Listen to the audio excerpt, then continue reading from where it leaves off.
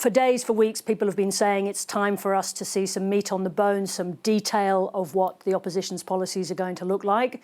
So what have we just seen? Not very much, Sarah. Obviously, he's focused on some really hot-button issues: housing, migration and energy.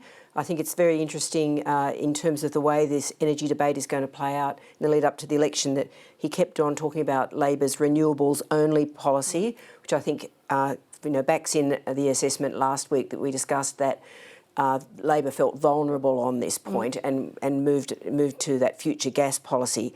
But nuclear, it's supposed to be the answer. We still don't know anything about what Peter Dutton's going to do to implement this. He's also calling all sorts of people in to say that they support it, including John Howard, who actually moved an amendment back in government to stop the development of other nuclear reactors other than Lucas Heights. So the argument there's a little bit weak. And there are also questions about his claims that renewables have driven up energy prices. The energy market operator itself actually said at the beginning of the year that renewables had driven down the prices. It was actually other developments about export gas which had led to energy prices going up. So the energy stuff, we still don't know very much. Housing and migration. The government, of course, has also talked about cutting migration numbers to ease housing. A couple of things here. One of them is that the majority of our migration, of course, is not controlled. It's temporary migration, a development that once again happened under the coalition. You can't cut that back very easily unless you put in caps on temporary migrant visas. There's been no talk of that from Peter Dutton.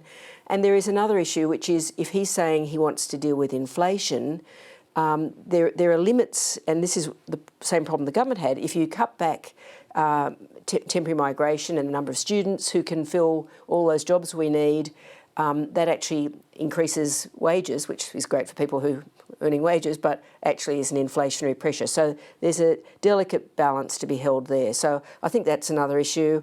We don't have costings on any of these various policies. The super for housing is an existing policy. It's not worked particularly effectively in other places like New Zealand. So that's a problem. And I thought the other thing that was interesting was that given the law and order stance that Peter Dutton has, and which is very much part of his DNA, I was surprised he wasn't talking about more on helping domestic violence victims, because that was a real shortcoming in the budget. For example, improving the amount of funding for legal services, improving frontline services. Talking about the bail laws is fine, but as he admitted in his speech, bail laws primarily affect things under the control of states and territories, not the federal government. So just come back to the politics before we look at some of those items in detail.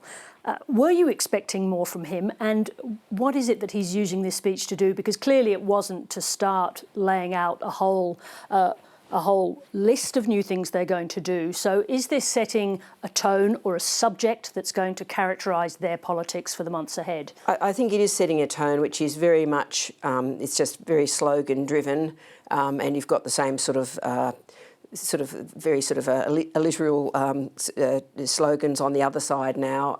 It's basically sort of appealing to all of those real sort of white hot, very simple ideas of we can't get enough houses, it's all migration's fault. I think that sort of sets us up for some pretty ugly politics, which doesn't require much rational, detailed policy. It's really appealing to people's, sort of anger about things.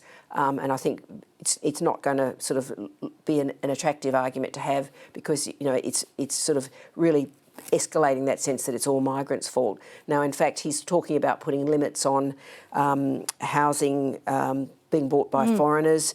Yes, 2 years, yes. Yeah, but I'd just like to point out that the number of residential real estate in 2021-22 that was purchased with some level of foreign ownership was only 4,000 houses, and only 1,300 of those were established dwellings. So it's not that foreigners are buying houses. I mean, yes, students coming in need somewhere to live, but we have to actually look at how some of these things work. Let's just come back to one of the basic topics of the Albanese government's budget, which is, of course, framing it in terms of it being about inflation. He said any further interest rate rises will rest firmly on the shoulders of the PM and the Treasurer. That's clearly true. I mean, how pivotal politically is this inflation question now? Look, I think it is pivotal, and as we discussed the other night, I think, once again, it's the Reserve Bank that people are looking to for the sort of endorsement of things are going to be getting better.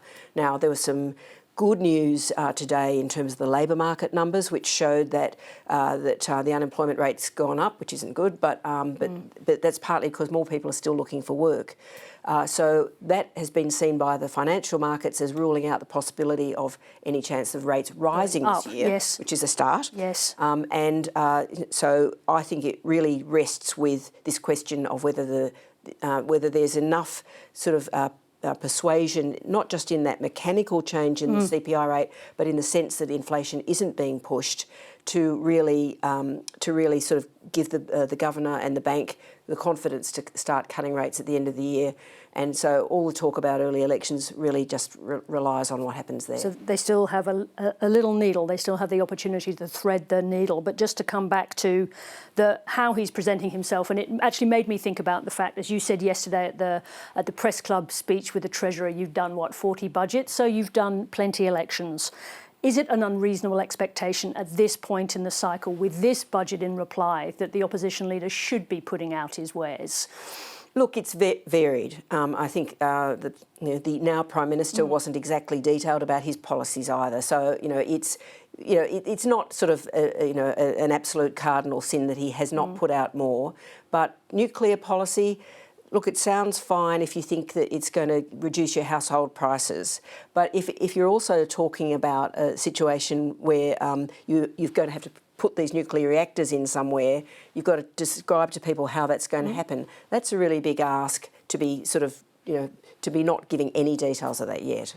Yes, I mean, we did expect those details to be coming a few weeks ago. Yes, so. He said he was going to do it before now, so yes. He'll be under pressure to explain that. And were we anticipating something on tax reform, or at least the beginnings of a conversation about tax? Well, I suppose I wasn't. Just not realistic. No. OK, finishing on tax, nothing to see there. Laura, thank you very much. Let's continue with the opposition leader's budget and reply speech.